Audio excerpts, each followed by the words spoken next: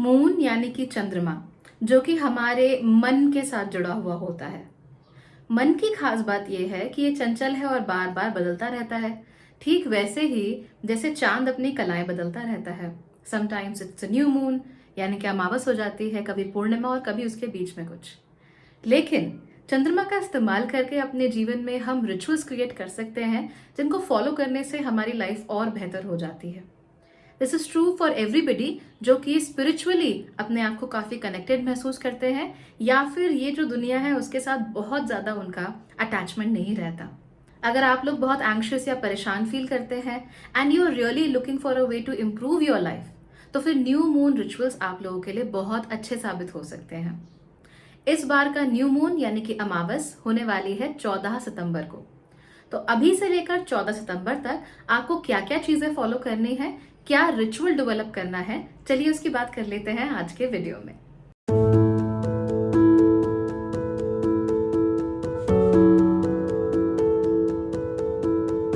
Hello to all my kindred spirits and welcome to Bhagyashree holistic lifestyle.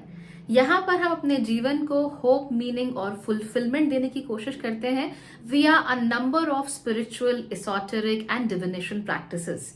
आज हम बात करने वाले हैं न्यू मून रिचुअल्स के बारे में। जनरली अगर आप रिचुअल्स की बात करें तो उसका क्या मतलब होता है? रिचुअल यानी एक तरह का रिवाज, जो चीजें आप बार बार एक सेट टाइम पर फॉलो करते हो। रिवाजों का मतलब होता है जैसे कि आप दिवाली के टाइम पे आपको दिए जलाने हैं, ये रिवाज है। या जैसे होली के टाइम पे गुजिया बनानी है, ये भी एक रिवाज है। तो रिवाज यानी समय समय पर किसी चीज को अगर रिपीट किया जाता रहे आपकी तरफ से, तो it becomes a ritual from your and. ठीक, तो हमें अपनी जिंदगी में ऐसे ही रिवाज या रिचुअल्स बनाने की जरूरत होती है। ये जो रिचुअल्स हैं, ये ना सिर्फ हमें काफी ग्राउंडेड रखते हैं, बल्कि जीवन में करना क्या है और कितने अच्छे तरीके से करना है वो सब करने में मदद करते हैं। बहुत सारे लोगों के लिए एक रिचुअल ये भी होता है कि सुबह उठ के उन्हें सबसे पहले बेड पर चाय चाहिए। इवन दो ये रिचुअल अच्छा नहीं है उनके लिए, लेकिन फिर भी उनके लिए एक रिचुअल है। So rituals can be both good and bad. लेकिन जो भी रिचुअल आप माइंडफुली और कॉन्शियसली अपने लिए बनाते हो, अपने आप को अच्छे बेनिफिट्स देने के लिए, वो हमेशा ही आप लोगों के लिए अच्छे रिजल्ट्स लेकर आता है to varying degrees. New moon के समय पर इन रिचुअल्स को फॉलो करना और ज्यादा जरूरी हो जाता है। न्यू मून यानी अमावस। अमावस यानी वो दिन जब आपको चांद धरती से नजर नहीं आ रहा होता है। It is completely dark. The only light that you probably getting is a light from the stars. जो आसमान में टिमटिमाते हुए तारे होते हैं, उनके अलावा आपको रात्रि के जो स्काई है उसमें कोई रोशनी नहीं दिख रही होती है। The moon is completely empty from the sky. इस दिन को ऐसा दिन माना जाता है where our energies, our mental energies are not at 100%। यानी कि हमारी जो सोचने समझने की शक्ति है, जो थॉट की शक्ति है, वो हमेशा बहुत ज्यादा पावरफुल न्यू मून के दिन पर नहीं रह पाती है।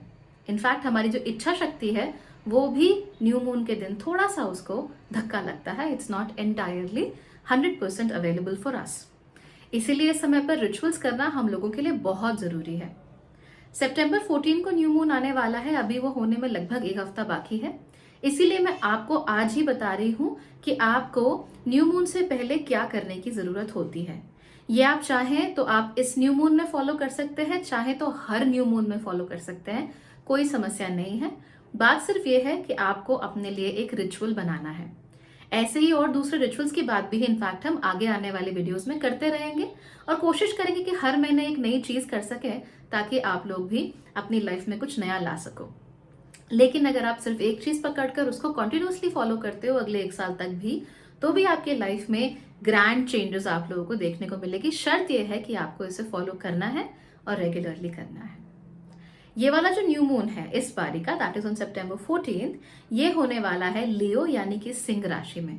इसका मतलब कि चंद्रमा सिंह राशि में होंगे, और क्योंकि उस दिन न्यू मून है यानी अमावस है, इसीलिए सूर्य भी सिंह राशि में ही होंगे। So when they are together अमावस आ जाती है। अमावस होने के साथ साथ ही हम क्या नोट करते हैं? हम ये देखते हैं कि आप लोगों को जरूरत है अपने साथ साथ ही अपने आसपास का जो माहौल है उसके बारे में केयर करने की। और केयर करने का सबसे आसान तरीका है to clean it and to organise it. इसलिए इस महीने का न्यू मून रिचुअल आप लोगों के लिए है to clean and organise everything that is possible. इसका मतलब आप लोग ऑर्गेनाइज कर सकते हो अपना कमरा, अपना वर्क डेस्क, आप लोग अपना घर ऑर्गेनाइज कर सकते हो, अपना ऑफिस ऑर्गेनाइज कर सकते हो, अपनी ईमेल्स ऑर्गेनाइज कर सकते हो।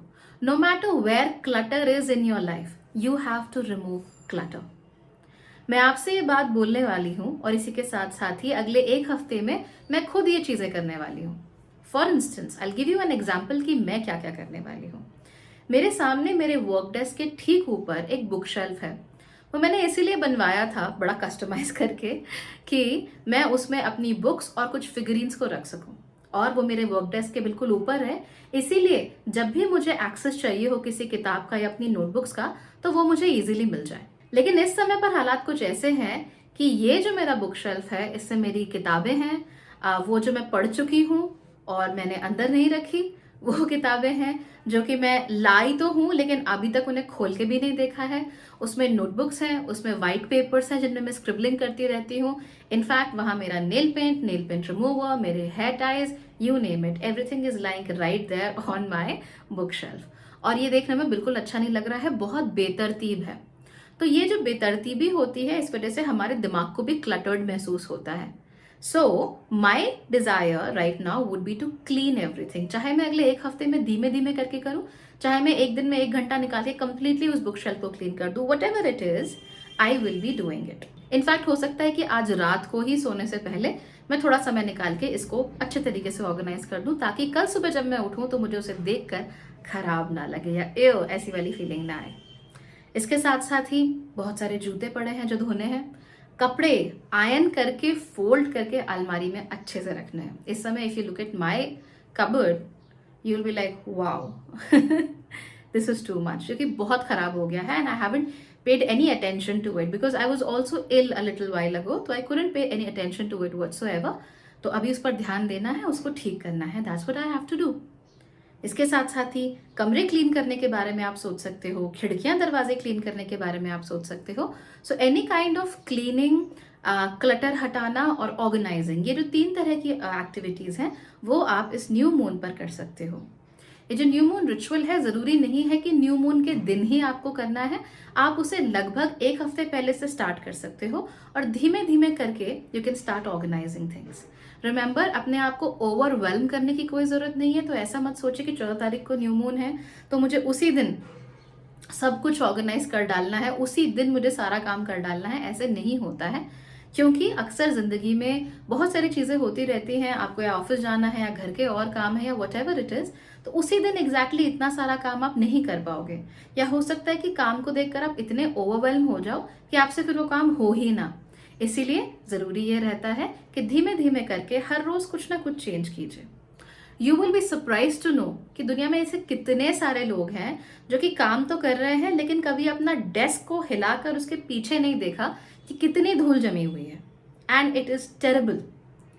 उनके दरवाजे के पीछे एक हुक होता है जिसमें वो कपड़े निकाल के बस टांगते जाते हैं, पसीने से भीगे हुए गंदे कपड़े वहीं टांगते चले जाते हैं, फिर उन्हीं को पहनकर बाहर जाते हैं, फिर वापस आते हैं, फिर वहीं टांगते रहते हैं। It's just so you and it's just bad, right? Because you are bringing all that negativity inside your room और टांग के उसमें रख रहे हो। और पहने हुए कपड़ों से स्मेल, स्वेट, व्हाट नॉट, उसमें बैक्टीरिया हो सकता है, जर्म्स हो सकते हैं, और सारा का सारा लाके अपने कमरे में जाके टांग रहे हो। That's not right actually. Accessories का एक बार को समझ सकते हैं कि चलो स्कार्फ पहना हुआ था, so you don't want to wash it every single day, maybe you want to wash it once a week, या फिर गंदा हो गया तो definitely you want to wash it. But फिर भी ये जो कपड़े टांगने की आदत है ना दरवाजे के पीछे, आई तो completely hate it. It's like the worst habit you can have. तो इस तरीके से अगर आप चीजें करते हो तो उनको भी हटाना शुरू कीजिए। It's not doing justice to you as a human, right? It brings a lot of negativity into your room. इसके साथ साथ ही इतने सारे लोग हैं आजकल बेड हटा के नहीं देखा। बेड के नीचे इतनी गंदगी होती है, कभी झाड़ू नहीं लग रहा है, कभी पोछा नहीं लग रहा है, बेड सालों से वहीं पड़ा हुआ है जहां था, एक बारी को हिला भी नहीं है कि उसके नीचे कुछ क्लीनिंग वगैरह की जा सके। It's too much, it is too much. So you have to learn to clean and organise these things as well. लोगों के पास दीवान बेड्स होते हैं, दीवान बेड्स में जाने क्या क्या भरा हुआ है उन्हें भी नहीं पता। ये सोचो कि चीजें कभी काम आएंगी, काम कभी आती नहीं क्योंकि आपको याद ही नहीं है। अगर आपको याद भी रहेगा तो सारे कबाड़ में से ढूंढोगे कैसे? तो वो दीवान बेड्स के अंदर भी क्लीनिंग आपको करनी चाहिए। अपने कपबोर्ड्स, अलमारियां जो भी हैं आपके पास, ट्राई टू क्लीन दम। I also have a lot of stuff that I need to clean right now because I could not pay attention as I told you. So I have to clean my door. I have to clean my drawer. मेरे drawer में सारी चीज़ें बस भरी पड़ी हैं, उसमें छोटी सिजर्स से लेकर मेरी 2-4 combs, posted notes, book marks, और क्या क्या है इसमें, बहुत कुछ है एक्चुअली। मेरी इयरिंग्स तक इसमें पड़ी हुई हैं, so I have to clean it and I have to ensure that everything is at its right place. और जो मेरा बुक कबर्ड है जहाँ पे मैं अपनी पढ़ी हुई किताबें रखती हूँ या स्टोर करके रखती हूँ उनको, वो कबर्ड की हालत इस समय बहुत ज़्यादा खराब है, so I have to go and clean that is well. I try to share all these things with you, so you have a look at what I am doing. But आपको सिर्फ देखना नहीं है, आपको इन चीज़ों को अपने लाइफ में भी करना है। एंड डू यू नो कि मून और खासतौर पे मर्करी के लिए cleaning, decluttering and organising actually एक बहुत ही अच्छी एक्टिविटी है। मैंने ऑर्गेनाइजेशन के ऊपर एक 4 पार्ट की सीरीज ऑलरेडी की हुई है, तो आप चाहें तो आप उसको जाकर देख सकते हैं। और इसके साथ साथ ही मून और मर्करी के लिए कैसे cleaning, decluttering and organising एक बहुत अच्छी रेमेडी है, उसके ऊपर एक वीडियो मैंने अपने पहले चैनल भाग्यश्री होलिस्टिक एस्ट्रोलॉजी पर भी बनाया हुआ है। I link it up above और डिस्क्रिप्शन में भी मैं उसका लिंक दे दूंगी। Do go and have a look, ताकि आपको पता लगे कि ना सिर्फ आपकी जिंदगी बल्कि आपके प्लैनेट्स भी आपकी इन एक्टिविटीज से अफेक्ट होते हैं। Remember, if you are stressed out, अगर आप परेशान हैं, ओवर थिंकिंग कर रहे हैं, कोई चीज़ आपको खाए जा रही है, तो ये सारी छोटी छोटी एक्टिविटीज़ करना एक्चुअली आपके लिए बहुत हेल्पफुल साबित हो सकता है। It happens with me a lot when I am stressed out, so what I do is I just start cleaning my room and it gives me therapy. Actually it's therapy for me, it's like cheap therapy for मी।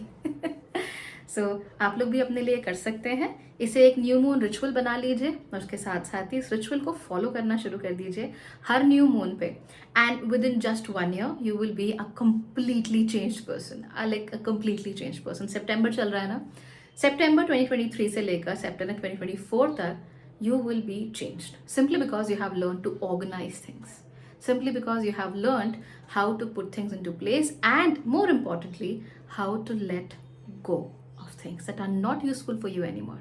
और new moon के समय पर जो चीज़ें खराब हो चुकी हैं, आपके लिए काम नहीं करती, आपके लिए सेंस नहीं बनाती, उनको अपने जीवन से बाहर फेंक देना एक्चुअली ज़्यादा हेल्पफुल होता है। You can do this with people, you can do this with things, you can do this with all your stuff, so anything and everything that you can think of, you can do it. तो चलिए काम पर लग जाइए, मैं भी काम पर लगती हूँ, and let's have a more beautiful and a more organized life. Bye bye.